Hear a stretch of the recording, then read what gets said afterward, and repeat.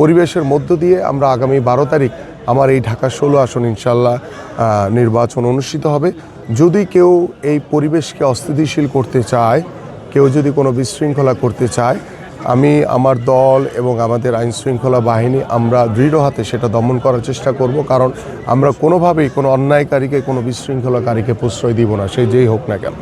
ভাই, একটা বিষয় যে গতদিন জামায়াতুল অলি আহমেদ স্বাধীনতার ঘোষক, সেটা আপনি কি মনে করেন? দেখেন, ক্ষমতার মোহে পড়ে তারা পাগল হয়ে গেছে, তারা ক্ষমতার স্বপ্নে বিভোর হয়ে পাগল হয়ে গেছে।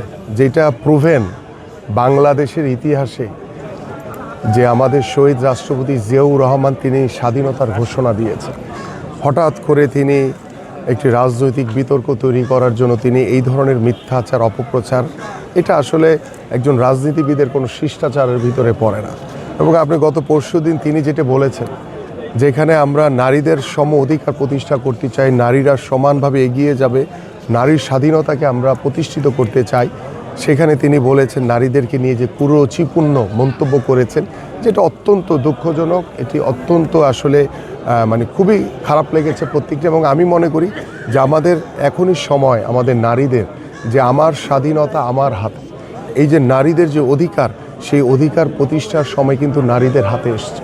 সো আমি বিশ্বাস করি যে আমরা প্রত্যেকেরই দায়িত্ব হচ্ছে যে আমরা আমাদের এই সমাজকে সম অধিকারে প্রতিষ্ঠা করা, সমানভাবে যাতে নারী পুরুষ সকলেই যাতে এই সমাজের কন্ট্রিবিউশনের মাধ্যমে আমরা যাতে আমাদের একটি সুন্দর বাংলাদেশ, একটি শান্তিপূর্ণ, একটি মানবিক বাংলাদেশ আমরা গড়ে তুলতে পারি।